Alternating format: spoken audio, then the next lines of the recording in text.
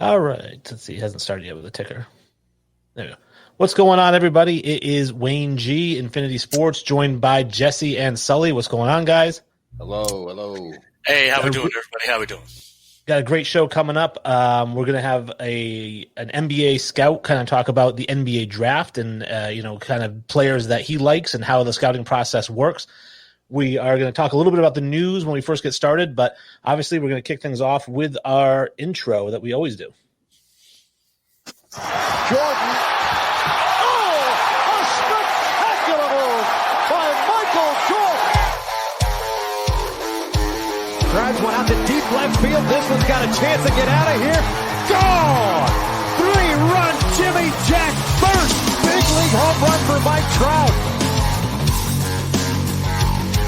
Pass is intercepted at the goal line by Malcolm Butler.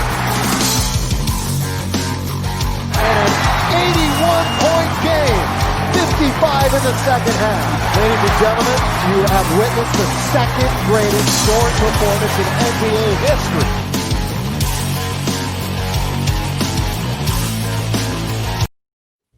What's going on? Another great intro. I always get pumped up for the intro. I don't know why. I'm so jazzed up the whole time. If you could put me in like a mini screen, you just see me bopping. So obviously we're going to talk about what we usually do here at the start of these shows. We appreciate you guys tuning in to Facebook Live. We are on the RTF page live right now. We are on our Infinity Sports page live right now. We are on YouTube live right now, and you can find these videos on YouTube when we're done. So if you want to watch the video instead of the audio, you can do that. We do rebroadcast every Tuesday and Thursday on the RTF Sports Network. That's rtfsportsnetwork.com, Tuesdays and Thursdays, 1 p.m. If you miss any of that, if you miss the YouTube, iTunes, Spotify, and Stitcher, you can find the entire full episode. So you can check us out in all those places. And we have links to all those places as well on our website, which we'll talk about because we are on social media. You can reach out at Infinity Sports Podcast on Facebook, Instagram, at Sports Infinity 5, and, of course, infinitysportspodcast.com. That has links to all of those. It has links to the YouTube page. And, of course, it has our store. We talked about it last week. You can get Infinity Sports gear. 12 is greater than 9 gear. It's going quick. Don't miss out. And that's kind of our interest. So that's where people can find us. Huh? Wayne, I do love the ideas that, we may be poaching from elsewhere, but the limited supplies of the gear, get on this tag right now because in 2 weeks you won't be seeing any 12 versus 9. You want to be part of this group. No, I was thinking maybe like a Sal the Janitor shirt. So this patch right here, man, I like it. Yeah, that'd be kind of fun. So we're going to talk, like I said, we're going to have a big interview that's going to take up the majority of the show. We're going to talk about the NBA draft. We're going to talk about what it takes to scout certain players, what sort of things scouts look for. But before we get into that, we do have a little bit of news.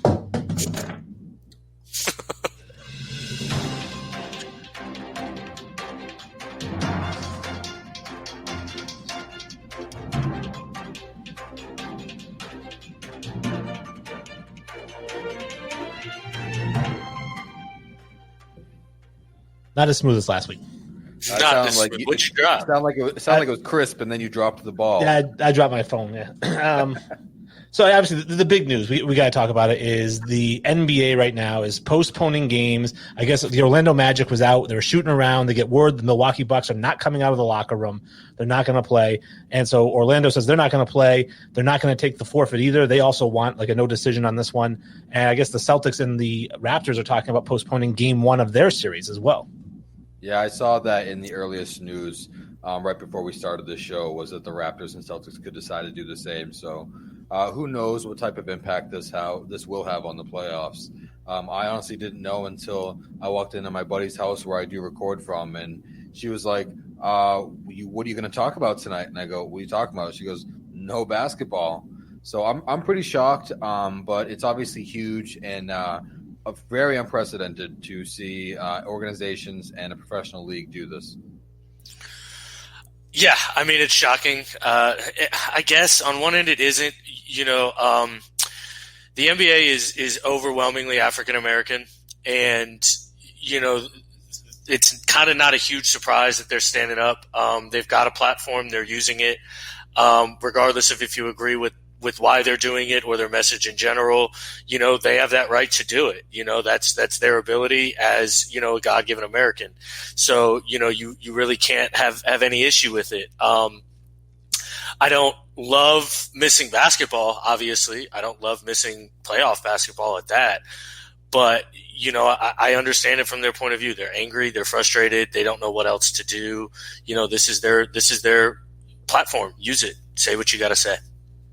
I feel like if there's one league that it could work in, it is the NBA, because they have been so friendly to, social issues, and obviously having the Black Lives Matter on the court and having the names on the jersey. They definitely seem like, Adam Silver's very forward thinking, very progressive thinking. And he's kind of like, I can see him not really having a problem with this.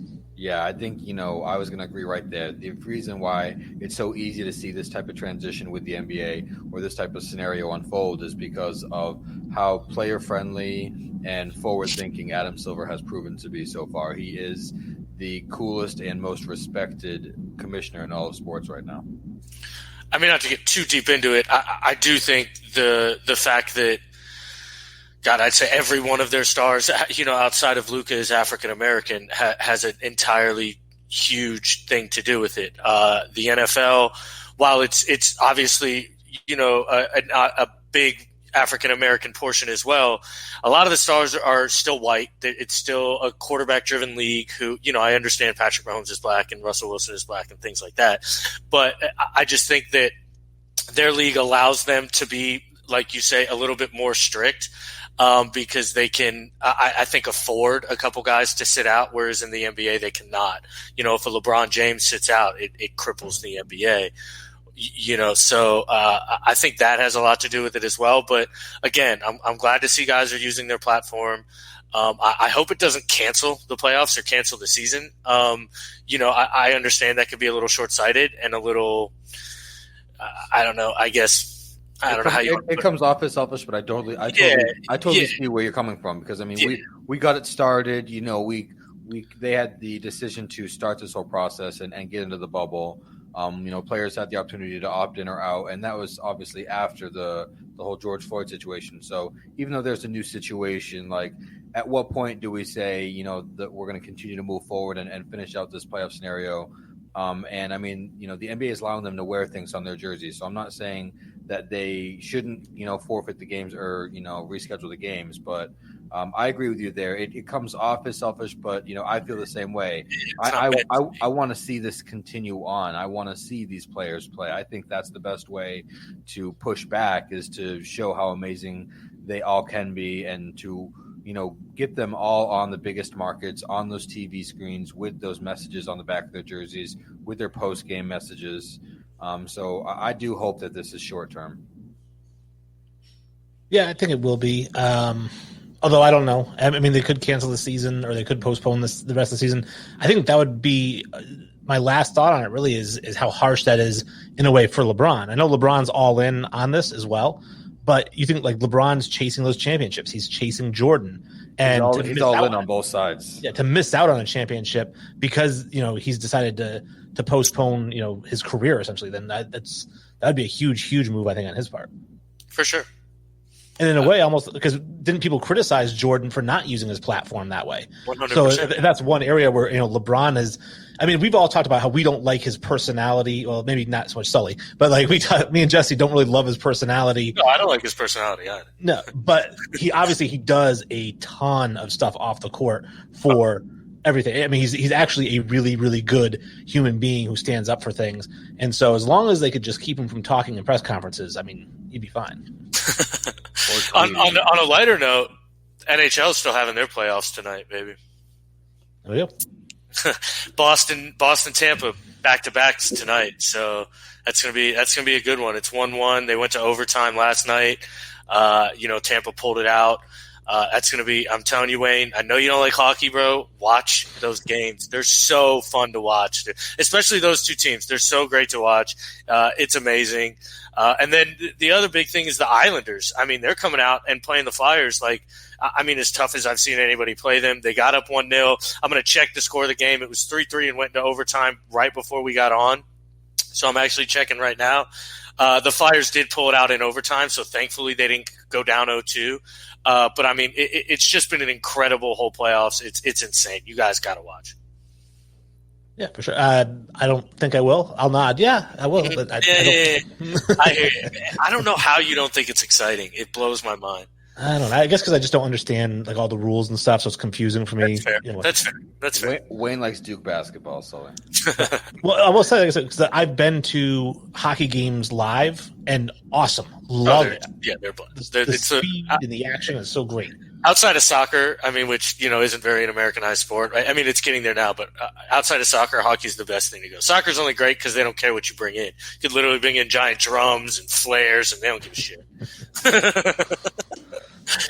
Pros and cons. Yeah, exactly. All right, so I guess with that kind of covering our news stuff, like I said, the big thing today is we do have an interview. I know our interview shows have been great. They've gotten some rave reviews. I think that we've gotten some great guests. I think we have another great one today. We have Wes Brown. He is a basketball scout. I thought we should bring him on, talk a little bit about the NBA draft, maybe the history of the draft, what it takes to be a scout, what sort of things he looks for, what he values, how he values certain prospects in this draft. So a lot of stuff to talk to him about, and we'll bring him up right here. Wes, thanks for joining us today. Thanks, guys. I appreciate you having me. Thank you. Yeah, thank you very much for coming on, man. We really appreciate it. No problem. Now, like I said, we have a bunch of questions, again, about how you scout players and how you evaluate players and what really goes into it. But I was kind of hoping you could start off talking about your website. We've got the Monday Morning Scouting Report. Like, what kind of service is it that you're offering? And like what kind of coaches and stuff kind of come to you for advice and whatnot? Yeah, I mean, I've become the guy for Canada at every level. So I pretty much help Canadian university teams, NCAA teams recruit high school players. So all the top high school players in Canada, I help them recruit, whether you're, a high major player or whether you're a Canadian university level guy.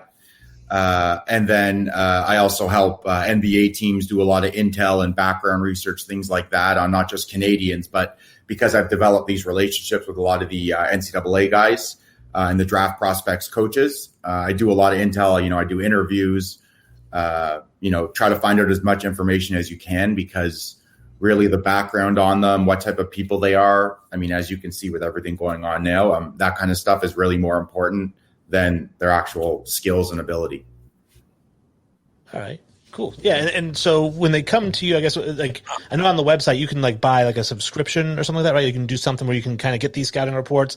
But are there coaches and teams that come to you just away from the website, like, hey, listen, can you do me a report on this guy or this guy? Yeah, no, for sure. The website is a front for my business, but really the business is me and relationships. I haven't sold one client through just going online. It's always a relationship that's built over time. They see that I know what I'm doing. I send them a sample, for example, of what I do, of how I can help them. And that's really how things happen. And I think, the scouting ability, the honesty, all those things have come through, and that's really where I sell it. So yeah, it is a subscription scouting service. Teams pay $2,400 US for the year in the NCAA teams and the NBA teams. And with it, they get, now it's obviously things are a little different. I send out monthly reports, but usually it's a weekly report. I go to probably more basketball than anyone on earth and make sure that I help gather not just the basketball scouting, but the intel, anything that teams need to know about players that I think that they should be recruiting. All right. Now, how did you get into the field of scouting? Was it like a college internship? Did you play and then just kind of, were you out of college and then kind of walked into it there? Like how did you actually get your foot in the door? Yeah, I wasn't any type of special player. I just was a basketball fiend my whole life. I was a much better tennis player, actually. I knew I wanted to be a basketball scout since I was a kid. A lot of people, at this age, I'm 30, in their 20s, they're trying to figure out what they want to do, but I knew all along. So I coached a bit. I coached university here in Toronto. I realized pretty quickly I wasn't a coach. I didn't have that yelling mentality. I was pretty relaxed. So, but I knew I loved scouting, and I knew I liked finding the hidden gems really in the draft. So what I ended up doing was I was working in finance out of law school. I had no interest really in it. I started a scouting website, which was NBAprospects.com, which I'm still using as my URL. And back then, it was a draft website. So I had seen someone had done it and gotten a job with Denver by giving, all the info, intel, everything they could find on all the prospects in the draft. So that was my first real step towards where I'm at now. The website became pretty popular. I got a few people, that had, 50 to 100,000 followers, retweeting and posting about my stuff. I ended up at dinner through a guy who became my mentor, Jim Kelly, with the Dallas Mavericks front office. And, Donnie Nelson sits me down beside him and starts asking me about player after player. And, luckily the food didn't come for 2.5 hours. And in that whole time, they were grilling me on guys. So I did well. They ended up giving me an opportunity with the Legends, but I'm Canadian. So, visa stuff isn't as easy to come by when you're a lower level guy. Maybe, in the future, I'll be a higher level guy and it'll be easier. But so I did that for a bit. I scouted for the Legends based out of Toronto as a remote scout. Realized pretty quickly, again, that you needed something to differentiate yourself. Even though I knew I had unique scouting ability, it wasn't enough. So I realized, I'm here in Toronto. Maybe I can be the guy in Canada. So I just started going around to high school games. I really had no idea what the hell I was doing or what it would become. But I realized I built pretty good relationships one day after the other, going to games and stuff like that. And, after, almost 4 years now, have covered the country. And, I have guys from the NBA down to, Canadian colleges at every level that I help. That is incredible. I mean, for you to have, Don Nelson's ear for a couple hours and, be able to shoot the poo with him and be able to just have him interested in what you're saying and different players. That's amazing. We watch him on TV when we had the opportunity to, and to see the teams that he was able to put together. That's incredible to be able to, sit in the company with him. Yeah. I mean, they have a really respected, they've had a respected staff, really knowledgeable basketball minds. At least he's always been a knowledgeable basketball mind. I wasn't a decision maker, but it was an opportunity to show, hey, I'm a capable scout. I know what I'm doing. There's only so many people that really have the ability to understand, exactly. One scout once said to me, exactly what you're looking for. I know exactly what I'm looking for, kind of. So yeah, it was fun. It was fun. It's like that scene in Wall Street where you walk in and it's Michael Douglas, right? He's like, give me 3 prospects. That's what you got. Yeah. Oh yeah. And my views were unique too. That was the Markelle Fultz draft. And I said, don't draft him. Yep. And everybody else told me he was the number 1 prospect in the draft, but I didn't think he had any effect on winning. And, that's the thing that a lot of scouts or people overlook. They see talent, but really the only question is, how do they affect winning? What is their value on winning? When they make a decision, are they tuned in mentally to, is this the right play for the team, or am I trying to get mine? And a lot of the times they're trying to get theirs. So, It's interesting. A guy like him, a guy like Ben Simmons didn't help their team win in college.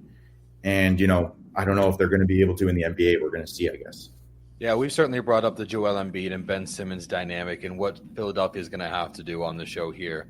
I did want to ask you, Wes, you said that you've been in scouting and in that field for about 4 years now. And you said, for scouts, it comes into what do they see? What do they specialize in? Can you talk to us and our fans about what goes into a scouting report? You can look at numbers and you can do the eyeball test, but I think you probably have to do a combination of those two and more. Can you tell us what goes into a report? Yeah, I mean, you have to get a picture of a player physically, athletically, skill-wise, and mentally, and you also have to, gather as much information as possible. So there's a lot. First you have to look at their physical tools. Are they athletic? Do they have maybe tight hips that's going to hold them back? How's their shot? So there's physical things, or their quickness, can they get where they want on the floor? Do they have any pace? there's physical things, then there's skill. How's their handle? How's their shot? How's their shot form? Are they reliable finishers? That's a word I come back to a lot is reliable. What can I rely on this player to do? And for me, that's kind of where I stand out, I think, as a scout more than, just looking at production. Great scorer, can score from all three levels, jumpers, threes, and at the rim. I look at guys, how can you affect winning, and what can I rely on you to do consistently when your shot isn't falling? The law of averages, your shots will go in and your shots will miss at other times. So I try to outline what it is. So player A, we can rely on him to be, a 3-and-D player. He moves really well laterally. He can guard this and that position. And then I really go into the specifics. Mentally, you have to evaluate what you can see, which you don't necessarily write.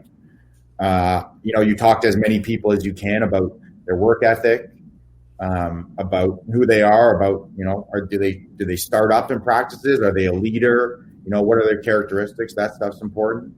And then you've got to get contacts of the people that, are surrounded by them to forward it off. So I always make sure I give a contact so that I'm not just giving a random name.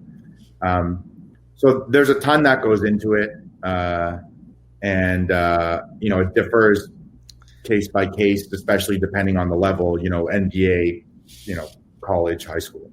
How many games or meetings do you think it takes you specifically to have a good idea of, what a player is going to be? I know first impressions are huge in any type of relationship, and you don't want to, judge somebody off what you see that first time. So how many meetings or games do you give a player before you feel confident about what you see? I would say I know pretty quickly. I would say within a quarter, I probably have a pretty good idea. But there you go. Because again, you're judging their mentality, right? So it's more than just the physical. Mentally, do they want to be a scorer? Mentally, do they want to be a shooter, right? What kind of decisions do they make?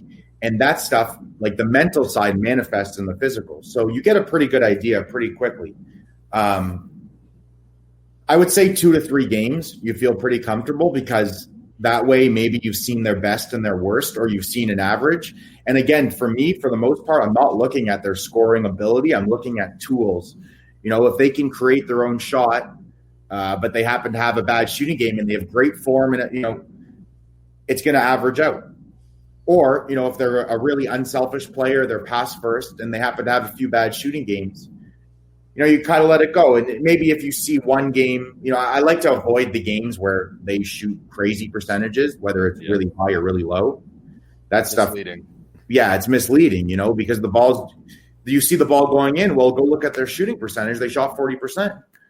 So what you're really looking for is their shot selection, the most important lesson I would say I learned as a scout overall, other than the mental side is 99% of it, is that shot selection is more important than shooting ability. And once you understand that and see, you'll see guys that appear to have great shots and great form, but they shoot low percentages, then you'll start to understand, oh wow, like he has bad shot selection. He's probably selfish, to be honest, rather than taking the right shots within the offense. Now, I was thinking that it's kind of easy in a way to watch a player and say, this is how good they are right now. The hard part is saying, this is how good they can be, right? And I feel like that's what a lot of, I think, anybody who's looking for a scout, they want a scout who can almost predict in a way a player's ceiling.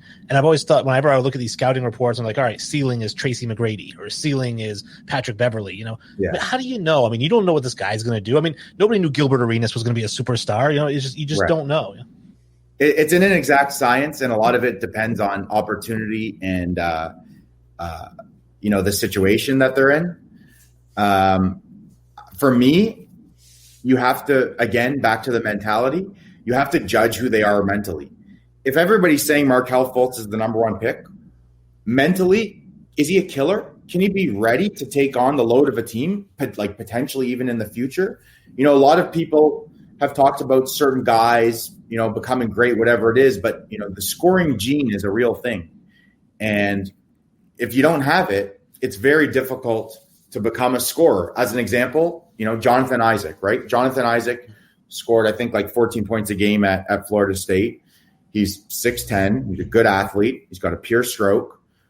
He played, probably 25 minutes a game because they play 10 guys. So you're thinking, wow, like this guy has real potential. Maybe he could be the next Durant. But how often does he actually look to score, right? He doesn't really like that.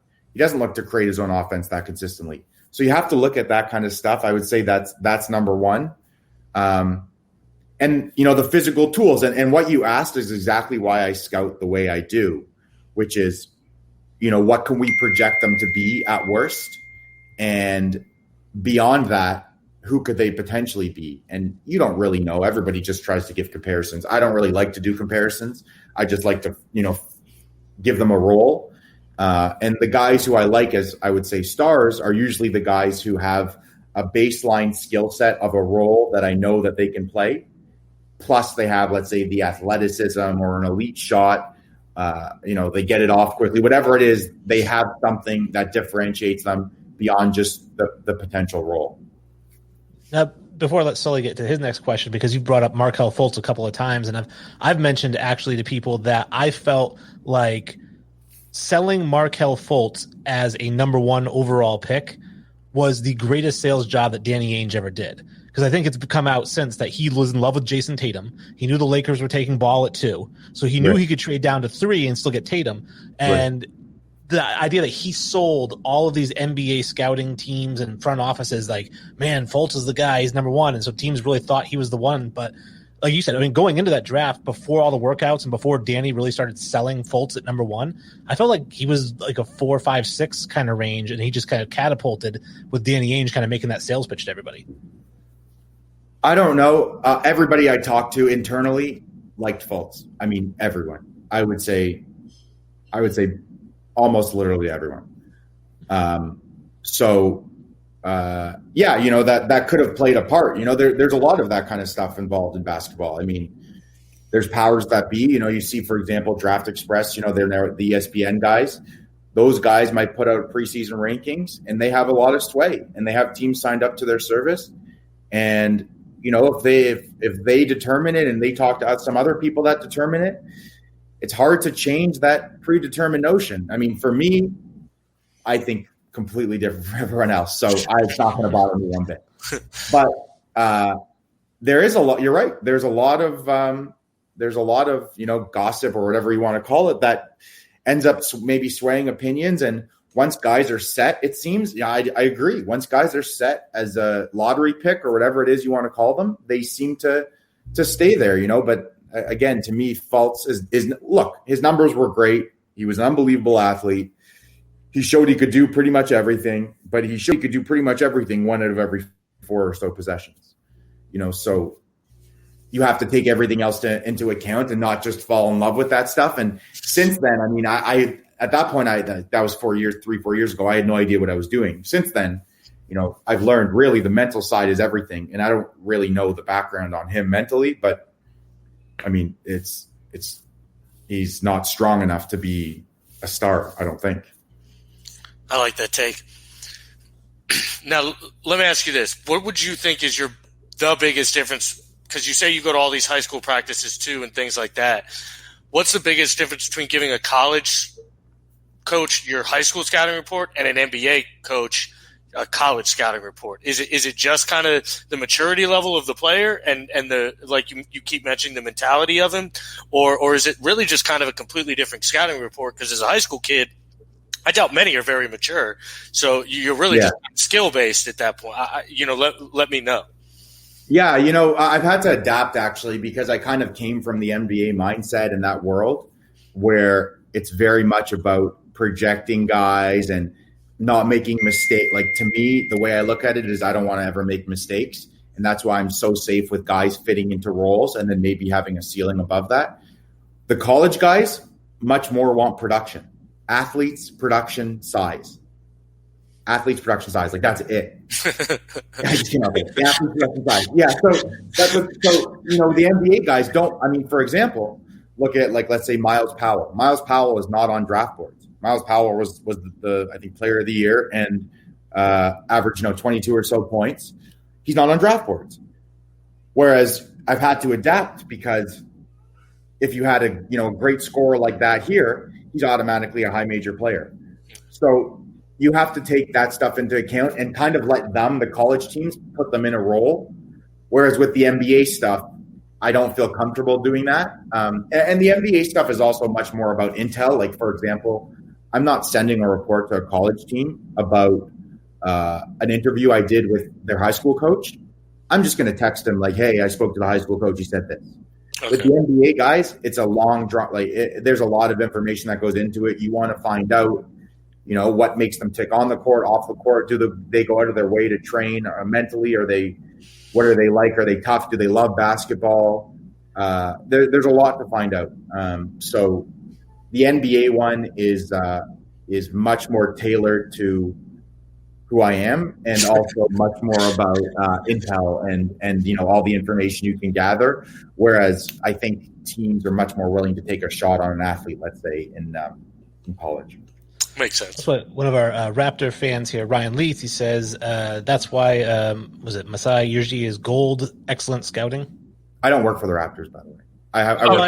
No, but this is a Raptors fan. No, Ryan will turn anything into Raptors. Yeah, he'll spin it any way he can to mention the Raptors, man.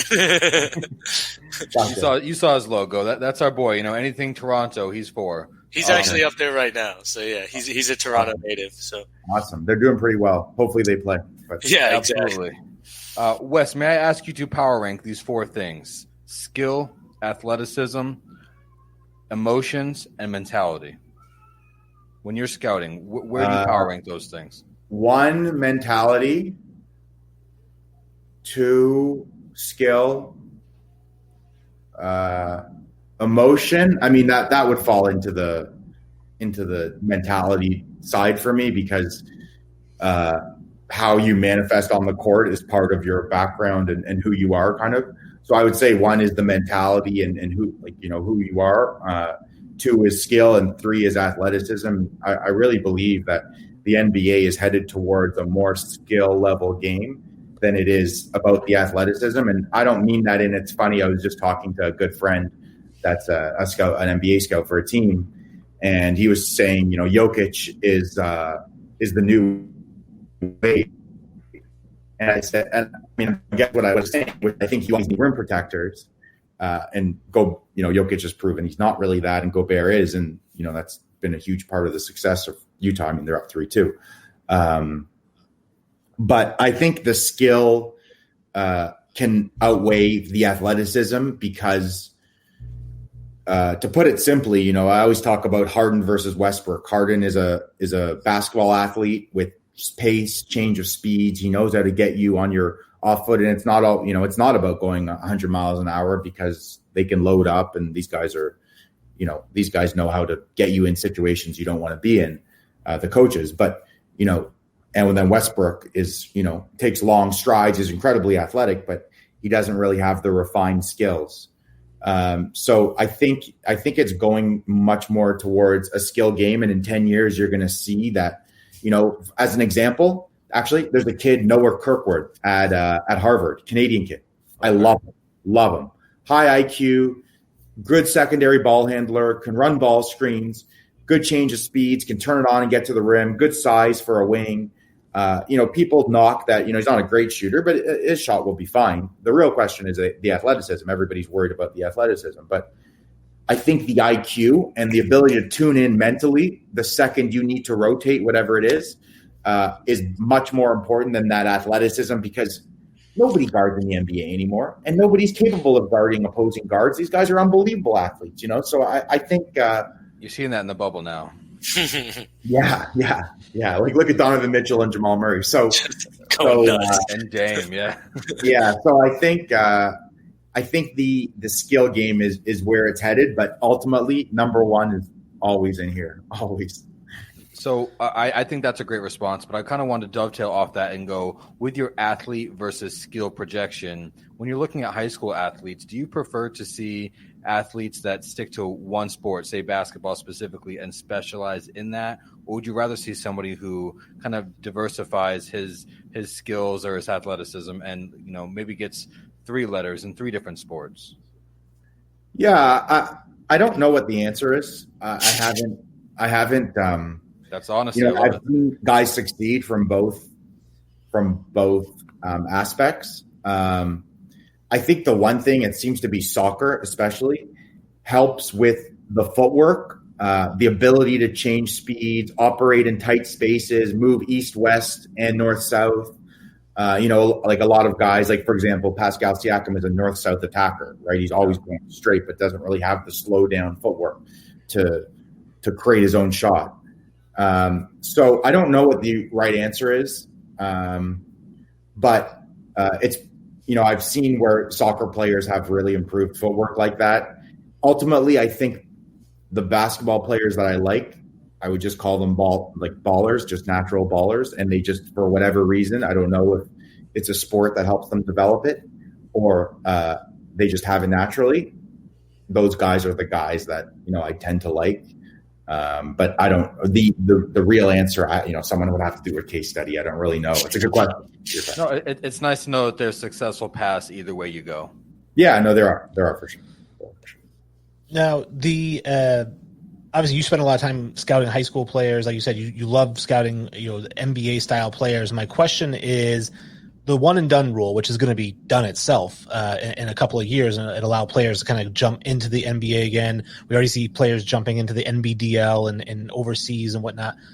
From your experience scouting high school players, are they ready to make that jump, or do we need some sort of a rule, like a buffer like the NFL has, where you have to be 3 years graduated before you can go to the pro level? No, I mean, I don't think they really need that 1 year of college that they're going to go. But you have to be pretty special. I saw a kid, Jalen LeCue, who I think the Suns drafted in the 2019 draft. And I was sitting there with another scouting buddy that's an NBA scout as well. Man, he was nowhere near good enough. I mean, he was an unbelievable athlete, but he had none of the refined skills. I mean, he didn't have an edge. He scored, I think, 12 points. His shot was poor, I would say. So you need to be a special kind of guy, I would say, to go straight from it. I think there's guys that can do it, and I think all things, without the politics of it, they shouldn't have a one and done rule. They should just be able to go from high school. But the NBA creating the G League route now is really a great in between, because if they were going to allow the high school guys, I believe agents would stop their high school players, from going most of all, going to the NBA Combine, where you get all the information on them, you get to see them up close, all that stuff. And so as a result, to get all that information, the NBA creates this G League route. They pay to get the kids, which they should. They have money for it. And now they get all the background on them. They get the medical records. They get to see them up close, especially against men. So I think it's really a nice in-between that they've created. And, there's a lot of guys that go overseas and all that stuff. But I think the G League route is a good route for the top few guys that maybe, like Jalen Green, for example, does not need to play a second in college. He could go play in the NBA today. He's an unbelievable athlete with skill. So, yeah. And I kind of let him to step on Sully's question if that's coming up. But the thing I was going to anyway. Okay, as I say, that led me into the whole idea of R.J. Hampton, who obviously chose to play professionally instead of going to college, and he was a top 5 high school player, and then how he's projected as like, a 20th, 21st pick. I've seen them as high as like 14, 13. Did it hurt him to play against men, or did it just reveal what he really is? Yeah, I mean, if you're asking me the truth, I think they're hiding. Okay. And they've proven, like Terrence Ferguson got drafted. He averaged like 4 points a game in Australia and shot like 30% from the field. Still got drafted in the first round, still playing in the NBA, So I think it's a way to go if you if you want to hide. I mean, I think that's what it is, to be honest. I think if you go play college, we know, us scouts know how those levels translate, right? If you're in NCAA, we know how you translate to the NBA. But if you're in Australia, it's very hard to tell, especially if you're getting limited minutes. Like LaMelo Ball, I mean, if he was playing in the NCAA, maybe we would think differently of him. I don't really know, but it's our need to make money. I mean, I saw RJ Hampton in AU in the States, and I didn't think he was that good. So we appreciate the honesty.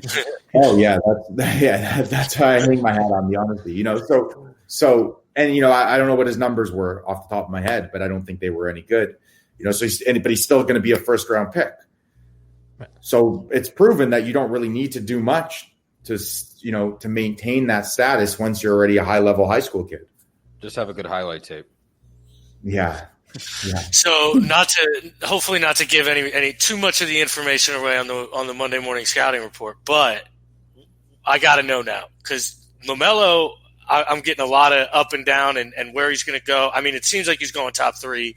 It kind of seems like a lock, but on more or less, like, is he going to turn out to be his brother or is he going to turn out to be a better ball player? You seem like you're on the he's going to be his brother train. What do you think? Well, you know, you have to look. I have to look at it this way: am I willing to risk my career for a top pick over that guy when his brother's shown he doesn't have it mentally to be able to fight through poor shooting nights and to, you know, change his shot and be able to hit it consistently? And honestly, I was a Lonzo Ball believer, a huge one. Everybody was. I mean, he was fantastic. He could do everything, and he's to boot. He's athletic, and he could actually defend. So I thought there were zero question marks. I mean, I thought he was a guarantee. And people were worried about his shot. I mean, I still think he shot like 40% from 3. He had that low release, but I thought he was fine. Release too. It was weird. Sorry? He's got a weird release too. He shoots from his left shoulder instead of his right. Yeah, he's got that. He's like a long. I mean, it goes from right to left, I think. But he's still, you know, again, it's about the mental side. So. Well, that's one thing. The only thing I can be sure of is that he has the same makeup as his brother. Whether or not it's the exact same, he came from the same parents. Yeah, I was gonna say, I'm glad you brought up his parents. You know, the biggest red flag is LeVar. Right. And I've heard that he's laid off a little, that he's relaxed a little. Hopefully. But the other question is, so that would scare me enough, to be honest. I wouldn't draft him. But get to the basketball side. He's definitely talented. No doubt is he talented. He's long. He's athletic. He can run pick and rolls. He's got great vision. He's got ridiculous. I mean, he can shoot it. He's got that low release. That would scare me now at this point. But his shot selection. Can he ever, you know, and to be a star, you really have to refine your shot selection and refine your decision making. Can he ever refine it enough to be an elite player? I doubt it. It's possible. But again, I'm not willing to risk my career on it. So I would say don't draft him. So he's just not even on your board at all. He's on the board, but he's not a guy. Okay. If he's there at 12, you know, you'll take a flyer, right? Yeah. No, yeah. I mean, yeah. You have to put him somewhere. That's how it works. No, I get you. But for me, again, you have to evaluate what you see, and you know, a lot of this is why it's good, and the NBA guys appreciate my opinion because I have their ability, you know, essentially their ability, but I'm outside of the NBA, so nothing they say, I'm not in those rooms where they're all talking about it, so I can give my honest opinion. I mean, he scares me, you know, and the Edwards kid, he's a great athlete and that stuff, but he scares me a little too. Like, so you got to be honest, you know. Looks like we got a fan on here who's doubting some of your takes so far. You know, we appreciate your honesty, but looks like somebody on here thinks that LaMelo is going to be better than Lonzo. So we'll have to see how that plays out. Okay. So you do agree he'll be better than Lonzo, though? Well, it doesn't. I think that's not hard to do, though. It doesn't take Lonzo. I don't know how much money or how much he's scoring or his percentages, but they've got to be pretty low. Yeah, absolutely. He's now essentially, you talk about role players. Lonzo is essentially now just a role player over there. You know, he's playing a lot of perimeter defense is kind of what his dig is over there. Yeah, I mean, he seems to lack confidence. You know, I agree. That's a really good point. He came in as like the top of the top, and then when it didn't all work out, you know, he's just not the same player. Right. And it takes a special kind of guy to fight through those days, especially as a rookie where you're not playing big minutes. You know, you have to have a belief and you have to see the long run and be able to fight through it, you know, and not many people have that. players or anyone in the world, you know. So it's an interesting situation. But again, you know, the guys that are making those decisions are risking their whole career on that kid. So it's a huge risk to me. It's too big of a risk. Absolutely. Wes, from one Canadian to another, I need to ask you about two guys that you didn't get a chance to scout yourself, or maybe you did during your high school days, but Anthony Bennett and Andrew Wiggins, you know, two guys that were huge in Canada, but they have not lived up to their potential. Anthony Bennett, I think, is out of the league, but Wiggins still moving around the league. You know, how do you evaluate these guys, and what did you think about them in their game? Here, you guys are going to like this. I actually interviewed with the Raptors for an internship. I don't know, straight out of law school. It would have been like maybe 7 or 8 years ago. And I gave them a scouting report, and I did not have Andrew Wiggins one. I actually had Julius Randle. I don't know if that makes me right or wrong, but I like Julius Randle. Hey, Julius Randle's a double-double machine. They're both in the league. Yeah, right? no, great rebounder. He's definitely tough, you know. Wiggins, I didn't know in high school, but the one thing that everybody says is he would be great one game and poor the next, or was inconsistent mentally in terms of focusing and all that stuff. Obviously, incredibly talented, incredibly athletic, but the focus, you know, the guys. One thing I've seen is that the guys who can't come up with consistent stats, numbers, whatever. I mean, if you went and looked at Wiggins' scoring, it would probably be like this too. It's a little scary because mentally I don't think he can focus. And focus is one thing that I've really learned is really important. Think about how few guys in the world can take those 5 threes a game and hit 2 of them, right? Like Kyle Korver's ability to focus. Kyle Korver knows what the right shots are and then can focus enough to hit those shots every damn night, right? So I don't think Wiggins has that. I don't fault him. He can be a scorer off the bench. But people put too much pressure too on these kids, and he isn't made like that. It's just a fact. You know, I'm not made like that either. How many guys are made like that? You know, I got to feel bad for him, to be honest, because he was given all this hype and all this stuff, but he doesn't have it between the ears.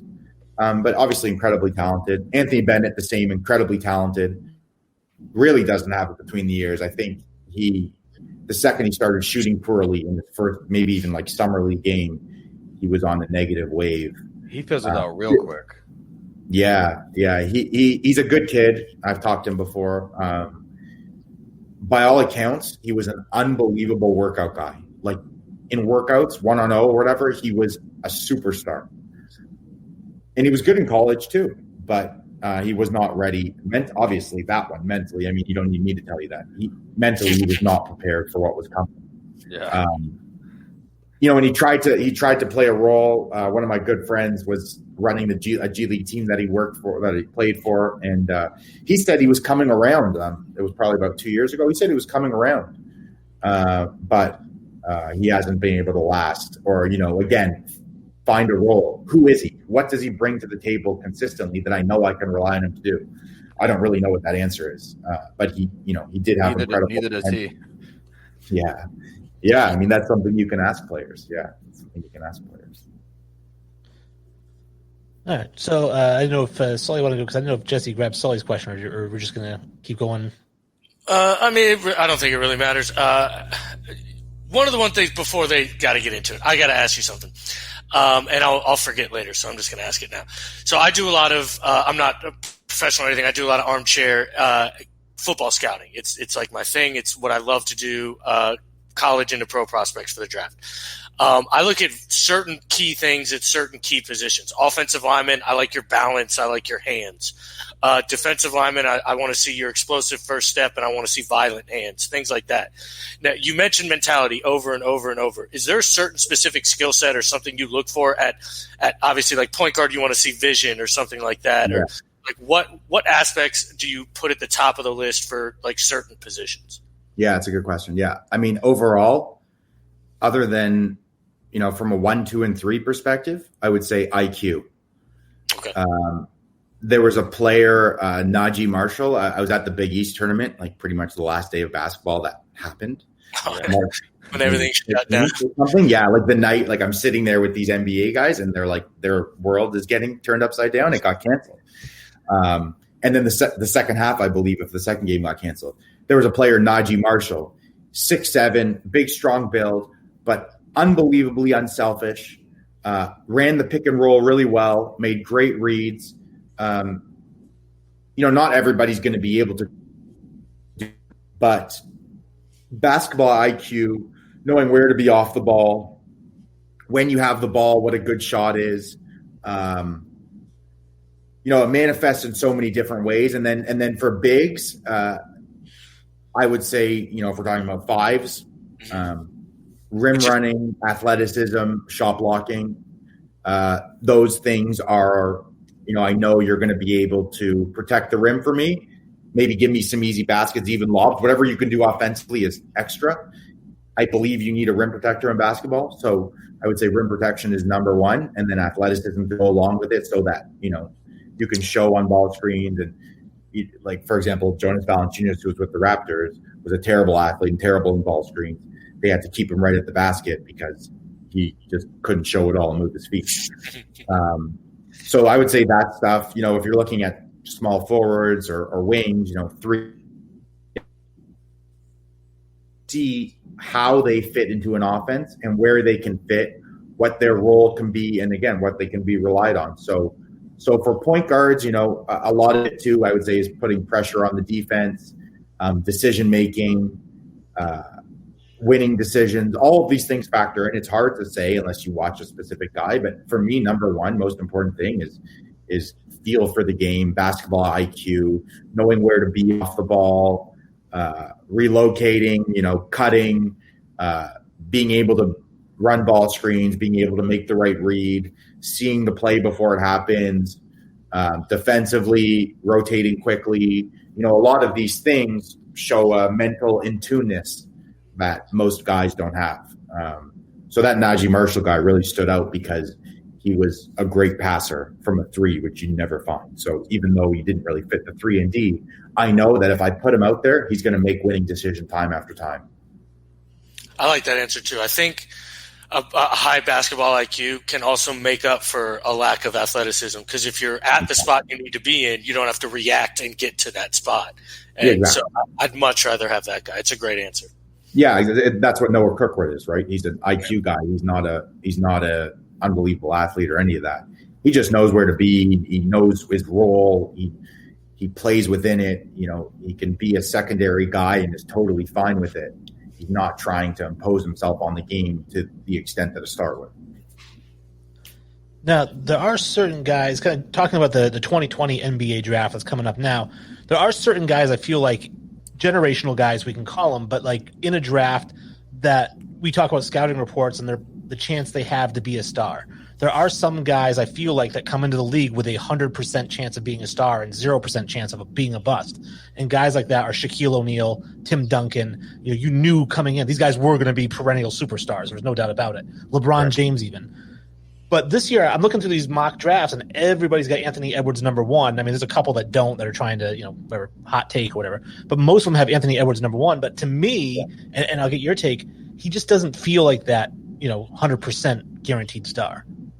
No, he's definitely not a guaranteed star. I mean, the question I've come down to, because I watched enough tape on him, is he such an unbelievably athletic attacker? I mean, he's got that build. I think that throws people off. He's got that big, strong build, but is he really like the quickest? Are his ball skills the best? Does he get to the rim? So is he such an athletic attacker that it makes up for A, his lack of motor, which he doesn't attack that consistently, B, his poor shot. I mean, he shot 29%, but there's like a hitch in it. It's good enough.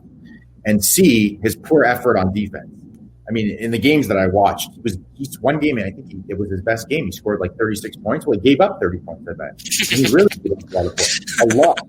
At the rim. Easy points at the rim. So you have to look at that stuff, right? And we're trying to find winners. We're not trying to find anything but winners. What is their impact on winning? So that inconsistency stuff scares me a lot. So I get why he's up there. He shot 40% on the season, though. I mean, he's definitely not a guarantee. He's nowhere near a guarantee. I think he'll be a serviceable NBA player. Will he be a star? I have no idea. Again, I would not risk my reputation, my career at number one, taking it. But There's a chance. I'm playing a numbers game in my head that I'm going to sometimes miss guys, but in the end, I feel more comfortable taking a guy that I know can play a certain role and maybe has potential to be more athletic. Let's go ahead and talk about this. The third guy, probably the underappreciated or undervalued guy of the top three. You've poo-pooed on Melo, and now you just finished poo-pooing on Edwards. Yeah. And so, talk to me about Wiseman. Is he someone that you could see Golden State take at number 2 because he fits that team so well, or should they move that pick? Is he someone that seems somewhat generational? Who is James Wiseman? Yeah, physically generational, physically unbelievable. Right. I saw him at the Hoop Summit last year. It's crazy. This guy's moving like a wing, and he's 6'11" or whatever he is, But let me tell you this. The first impression that I had of him, the first second I saw him, was he doesn't love basketball. Oh, no. He didn't seem like he wanted to be out there. That's like the worst thing to have. Like Jaleel Okafor. Yeah, I mean, and this is just what I saw. I mean, I was coming in with a clear mind. I didn't know enough about him. He was coming out of high school. I'd heard all the hype. Physically, again, unbelievable. Can he fail? Maybe he can't fail because he's just so big and athletic and talented. But I've heard some whisperings about him, some things that aren't that good. Shout him out. His shot, something I say. His shot. Oh, okay. I don't think he can shoot it really. Shot, as I recall, pretty flat, but it was not a natural stroke. So he's going to be, and he's not a scorer, right? He's not like a scoring mentality, and everybody's talked about that so far that I've talked to. So he's going to be your rim protector and stuff. Can he be a rim protector? 1,000% he can be a rim protector, and he can be a rim runner and all that. But like, does he really want to play basketball? That scares me. I would draft him more than I feel a lot more comfortable with him than the other guys because of his size, right? And that's a thing among scouts. Yeah. You'd rather risk on the size that's in the athleticism that's unbelievable. But let me throw something out at you. I really like Precious Achiuwa. He's the other guy that was at Memphis. Okay. He's a better athlete. I mean, he's smaller, but he's an unbelievable athlete. He has incredible aggression. He has no refined shot selection or skills really on the perimeter. But if you put him in an NBA game, he gets after it. I guarantee you he's going to get you rebounds, and get you some points around the basket and maybe be able to protect the rim too. He's a guy I really like that I think is being undervalued. That usually, I mean, to me, again, you asked about, guys kind of having a notion of they're a top pick and you can't get out of it. Well, Achiuwa isn't in that top 5 mix, and I don't know if he ever was, but to me, he should be in that mix physically because he's such a great athlete and has the aggression. And athleticism and aggression are 2 really good skills to go together. Let him fall to 7 to my Detroit Pistons, man. They are in NBA purgatory right now between not being good enough to make the playoffs and not being bad enough to get a franchise-altering player. So if you can fall to 7, man, I would love that. And you were talking about players that get after it. I mean, I think Montrezl Harrell has made a young career so far of being a guy that just goes after it, and that's why he continues to get minutes and opportunities. 100%, yeah, and he's talented too. But that getting after it to that level is really a skill. Very few guys have that. Very few guys get after it like that. Yeah. So, just a quick little inside question before we get to this one. You seem to honestly not love a ton of the top guys in this draft. Yeah. Who would you take at 1 then? The guys I like the most, Toppin is a really easy guy to pick for me. One thing I like Obi Toppin. Yeah, Obi Toppin. It sells itself. Is it Obi? That makes me so happy. I was just about to ask you what are your thoughts. What are your takes? I think I would take him too. Who I'm going to take out one is going to be a surprise. Okay. At two, I like Toppin because he passes up good shots for great ones, and that's why he shot that percentage. And again, shot selection is more important than shooting ability. You've seen he's not a great shooter. He's not a real shooter, but he shoots 60-something%. He shot like 60-something% over 2 years. It's unbelievable, right? So he's willing to do what it takes for the team to win. And I saw him pass up open threes for, third rotation threes that come back around and he ends up hitting it. Defensively, I have a little concern of his like open floor athleticism. Yeah, but he's going to be a 4. He's long. He plays winning basketball. He's got a very high IQ. I love him. Nice. The guy I think in that mix too is Onyeka Okongwu at USC. And this is partially because I've gotten just word from certain guys that he can shoot, despite what his free throws look like. He can shoot a little. He's more athletic than you think. And the guy that came to mind when I heard that stuff was Pascal Siakam. You know, he plays like a 5. I'm not worried about him being a 5. I know he's 6. I think he's 6'9" or something. That doesn't bother me. The height, 1 or 2 inches short, but he's got very long arms. Protects the rim really well. Has an unbelievable nose for the ball. Finishes very well. His reaction time, more importantly, right? How quickly he can go gather and finish and stuff is very, very quick. And then projecting out, because guys have told me he can shoot. Maybe he can end up being like an attacking 4 that has, this crazy skill set. Like, can he be a unicorn type? Maybe he actually can be. I don't know. Again, I'm not an NBA scout, and I haven't watched these guys enough to put my neck on the line for a decision. But I saw enough that I really like him, and I really like Toppin. I really like Achua. Those are my 3 guys. Nice. I like that take. And when you see, when you see the consensus stuff, it's not real. Like NBA scouts don't all agree with that stuff, and it's someone with some type of agenda putting this stuff out, and everybody agreeing. I mean, it just doesn't make any sense that every scout would agree on any of this stuff. But I've definitely always been a unique thinker. I can tell you guys that. That's usually a good thing. That's how you set yourself apart. It's if the same thing works all the time, you don't know if something else could work better. So, you figure that out, and, it seems like you've hit a niche. Now, speaking of like scouts and think different in how they do, who would you say is an NBA team or scouting, department that seems to just hit it a lot and just do very well? The Raptors. Oh my God. I mean, forget just scouting. It's the development of them too. I mean, Van Vliet, I'm so interested to know what it was that they did. Did they do like a mental test? Did they get a doctor in? What did they do to figure out that Van Vliet had this chip that no matter what they put in front of him, he was going to overcome it, and Siakam has really developed too. I mean, that was a different time. I think Siakam now would go much higher. Kuzma was a similar type of guy. Kuzma and Siakam were post 4s, old school NBA post 4s. Yeah. But they were athletes. Kuzma, I didn't see any of what he could do on the perimeter at Utah. So yeah, it's interesting. I don't know. Yeah, I think our buddy Ryan's paying you to mention the Raptors. There's a lot of teams that have done a great job. But the Raptors built a team off of those guys that they drafted.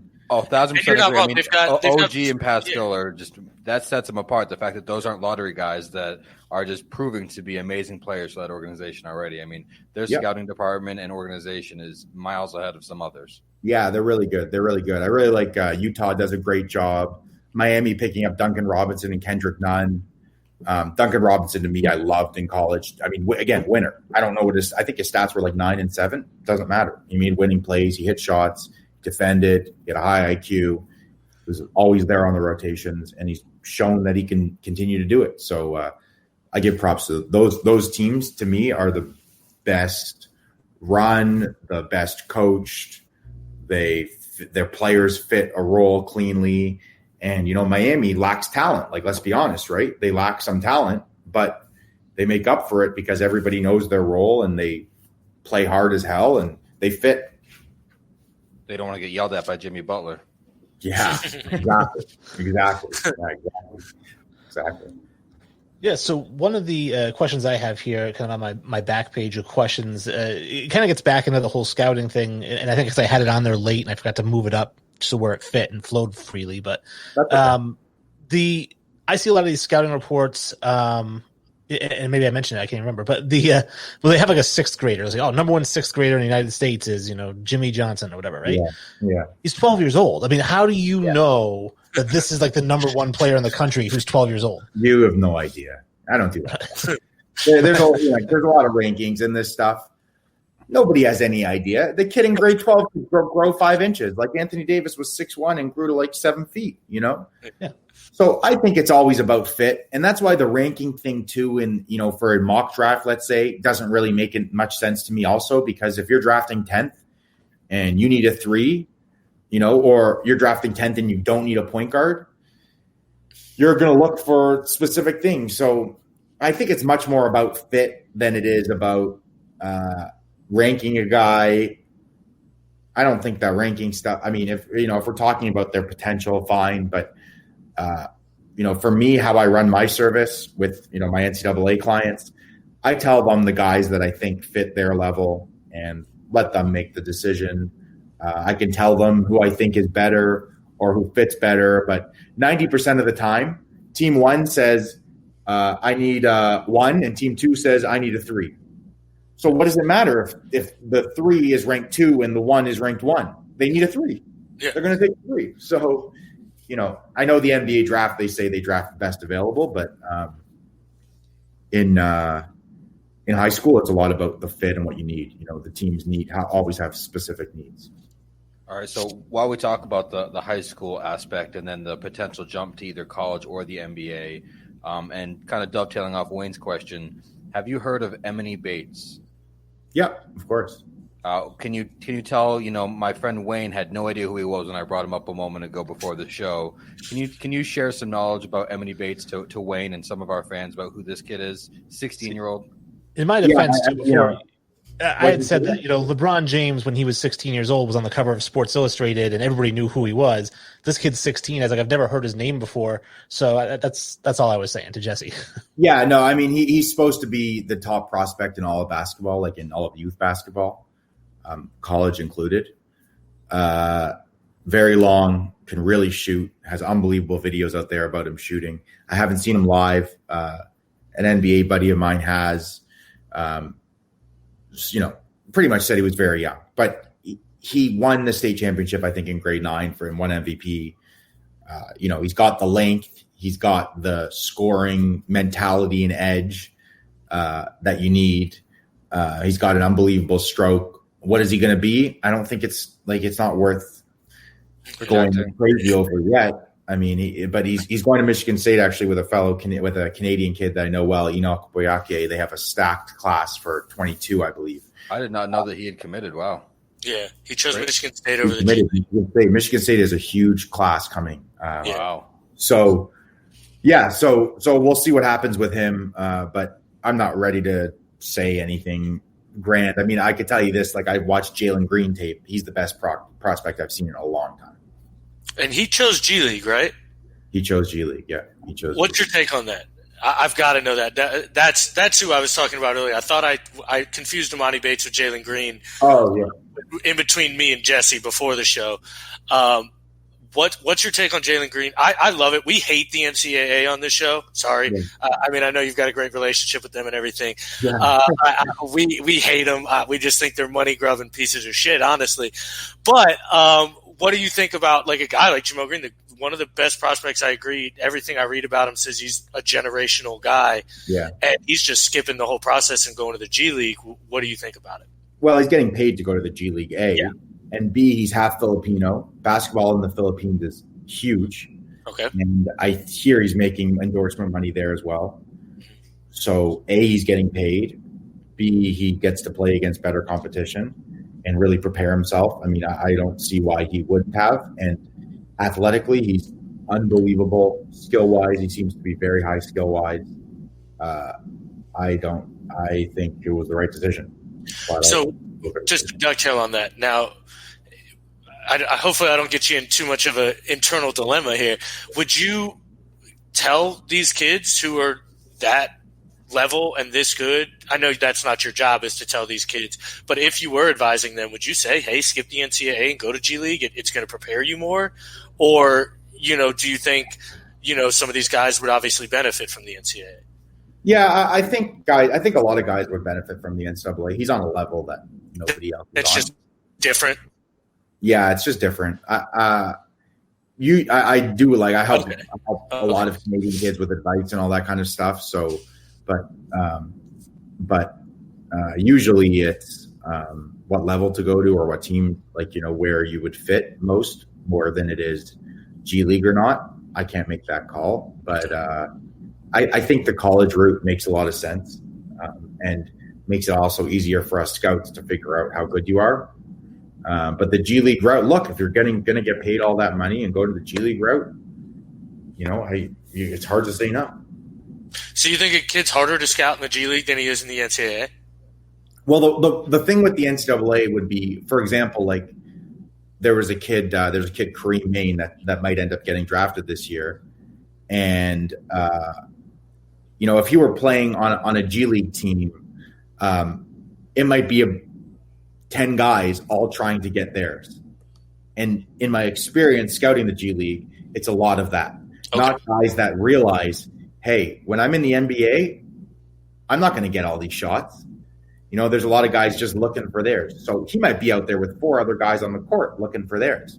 Whereas he goes to college, they're going to build it around him. They're going to give him opportunity. And to me, nobody succeeds without the opportunity to fail. You need to be able to play through mistakes. You need to figure it out. You need to refine your shot selection, refine your decision making. Because if you don't, you're playing so tight. You need to play loose. You need to play freely. And that's what the opportunity, if you're a high level prospect, to go to college really gives you. Whereas in the G League, I don't know how they're going to all fit. And if they're playing a role, it may be hard to see. Whereas if you give them a starting role in college and give them opportunity, you have a pretty good idea of who they are, or a better idea of who they are. It is new and different, so it'll be an adjustment for everybody. It'll be an adjustment for the fans, the scouts, the players. Right.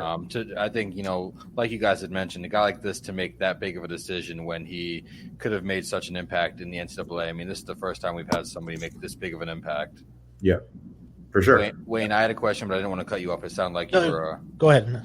All right. So, Wes, how does someone like you scout Luka Doncic? This guy's huge in the NBA now, came from Europe, I mean, as you know, and it sounded like, you had quite the stance on Australia. Do you share that same stance with Europe, where, European basketball has had so much of a lineage? This guy played against men and came into the league, and he's been lighted on fire. I mean, the NBA wants to make Zion the face, and this guy is the face. Yeah, maybe. Yeah. No, well, it's a little different because in the other instance, we were talking about American guys going to Australia or wherever. Touche. For 1 year, whereas this was a European guy growing up in that system. And I never saw him live. The Dallas guys were there a lot to see him. I didn't have a strong stance. I honestly, you just don't know. I know. Yeah, sometimes you have to know when to shut the hell up and what you don't know. And I honestly didn't know enough. I wouldn't have bet on him being this. I mean, he didn't seem to be some elite type of athlete or anything, but mentally, he's perfect. I mean, he's tough as hell. He wants the big moment. He's totally tuned into winning. He's mature. He believes he can carry the team to win. His skills are unbelievable, and his just ability is he's a savant. He's a basketball savant in those tight spaces. When he's at the rim, he just has everything to get you off balance and counter you, and he's just he's unbelievable. But Dallas knew it. I don't think they knew he was going to be this. I mean, they thought he was going to be great, but Dallas knew Dallas was going to get him. No matter what. They had some confidence, but there's no way that they could have ever dreamed he was going to be what he is at this point as a 21-year-old. Now, does Luka's success so far and early on, does that force NBA execs to look, more deeper into international play? Does it? You're an international scout. Right. Are people going to be looking internationally more so now? That wave has already come. Yeah. There's a reason that teams sign up to my service. They want to make sure that they cover every inch of the globe. They're starting a league in Africa. If there's a player out there, they're going to get found. They're going to get seen, and they're going to do their due diligence on them too. Yep. So, yes, it is 100% global. They will do everything they can to find everything they can on the player. There's tons of European guys in the draft always, but more so now. There's 2 guys in Israel that are one guy's a top 10 pick, Denny Avdija, and the other guy, Yam Madar, is a potential second-round pick. Guys are going wherever they have to go to find these guys. Yeah. All right. And I was going to actually kind of wrap things up. I wanted to say thanks for coming on. I think it's been amazing. And actually, it led me to one more question before we let you go. Obviously, we have Wes Brown here, Monday Morning Scouting Report. My question is, I think that your information has been fantastic. And I think you've been fantastic on the show. I was curious if you had considered doing something like a show maybe every week, because I think I would love listening to like your intake maybe every week on a different prospect or a couple different prospects. Absolutely. Yeah, in Toronto, some guys like some teams have their, I don't know, official podcast. I don't know what you call it, on, one of their websites. I've done it a lot, but everything I do is towards my ultimate goal, which is being a GM in the NBA. So I do enjoy this stuff, and I like talking. I could talk about this stuff forever, but no, I don't know if I'm ever going to do anything like this consistently, but I appreciate you guys having me on and the kind words. Oh, we absolutely appreciate the time you've given us. I mean, this has been a blessing. I know all three of us have a passion for basketball. And so to speak to somebody who has, seen and had conversations and experiences like you have, it's a blessing to share with us three as well as all of our listeners. Thanks, guys. I appreciate it. Yeah, most definitely. I like getting into a scout's mind. Like I said, I like to dabble, on the NCAA side, on the football side. And so to hear, like when you mentioned it takes like 2 to 3 plays to recognize a guy, I couldn't agree more. Even in the football side, right. You see it kind of right away, and then you'll go deeper and watch, into that. But, when you've got to watch the amount of players you have to watch, you tend to figure out really quick if the guy's kind of got it or not. Yeah, well, I usually say I like seeing guys that I like them not shooting for the first 5 minutes. Let's just see who you are. Let's see your instincts. Where do you stand? Where do you go defensively? And that way you can get a feel for how they move, how they think, because we're just trying to analyze their thought process. And then once you see them take shots, you start to figure out, okay, he's this, he's that. What is he like? What is he not like? What is he good at? But yeah, the instinct stuff, yeah, like you said, I mean, you see it pretty quick with the instinct. You're amazing, man. Thank you so much. Yeah, that was my favorite answer. You were very quick to be like, honestly, I know real quick. Yeah. Look, I'm honest about it, and the funny thing is, I was on a Zoom the other day, or a few weeks ago, actually. A guy from the Lakers, I think it was the head of scouting with the Lakers. I was just tuning in, and he said, be yourself, be different, don't give the same answer. If don't be affected by other people. And for me, I always had my own way of thinking, and nothing's going to change that. And I've realized now, being in the game a long time, that people appreciate the honesty and appreciate that you stick to your guns. And at the end of the day, it probably helps them more to have a different perspective than everybody else saying, let's take like LaMelo Ball or something like that. Yeah. Absolutely. I think the uniqueness is something that sets you apart, and it makes you so much more interesting that you're not just going to jump on a particular bandwagon, but you believe in what you see and what you say. Yeah, I appreciate it. Thank you. All right. Thanks for joining us, Wes. Thank you so much. Thank you so much, Wes. Have a wonderful night. I appreciate it. That was Wes Brown, scout from Toronto. Great insight into NBA. We've had so many great guests. I mean, just so much insight. That was so dope. I feel like I've learned more over the last 3 interviews than, I don't know, maybe I have in 30, 40 years. Absolutely you have. But it is so hard to stop these interviews, because I feel like once we get them going, more questions start to evolve. And I think our guests as well, they start to open up. I think the first few questions, they're feeling us out. So it's nice. Like once we get about midway through the interview, I think it's just really a nice chill session where we can be sponges for who we have as a guest. And Wes, like our other guests, have it's been awesome, to be able to just be a sponge in his own profession, and then we can be a sponge for him. It's been great. Well, actually, sorry, did you want to say? No, I'm actually good. I'm just going to repeat everything. The guy was awesome. I mean, like I said, being a guy who kind of does that thing, not professionally, obviously, but, does it wants to be a professional football scout, to hear him talk into about his certain qualities and what he looks for and things like that, and how quickly, it's just great knowledge to have and share. So it was just an incredible interview. By the way, Will James, that's my dog. Shout out, man. I appreciate you watching. I'm actually going to agree with him. I don't think LaMelo is going to be that great. what he said a lot is what I think LaMelo. I don't think his shot selection is going to be one that succeeds in the NBA. Like, you can't hit, like, yeah, Dame can hit 40-footers, but that's Dame. Like, I don't know. I think LaMelo's going to walk out there and think he can do that. And I don't know if he can. I would draft him based on his dad. If you missed any part of the interview, do yourself a favor. Check out iTunes, Spotify, Stitcher for the audio. Go to YouTube because the video is going to be up there. You can watch the entire video. We didn't do a whole lot of graphics here, but obviously tune in tomorrow. You won't get to hear the whole thing tomorrow on the RTF Sports Network because they only play an hour of the show. So you don't want to miss any of it. So definitely, download the episode. You don't want to miss anything because such a good episode, just like Coach Scott Field. Tons of insight. Obviously, reach out to us. Let us know what you think at Infinity Sports Podcast on Facebook, at Infinity Sports Podcast on Instagram, at Sports Infinity 5 on Twitter, and visit the website, infinitysportspodcast.com. All of those links are there. You can watch, listen to whatever you want. You can stop at the store, maybe buy yourself a 12 is greater than 9 hoodie. Support the show. Wait, guys, are we not doing Hall of Fame or not? Oh, no, sorry, Matt. Sorry, Matt Damon. Not today. 3-4 times in a row now, huh? Yeah. Give me a T-shirt, Wayne. All right, hey, Kenny, are we ever going to do that? What do you mean it's over, Ken?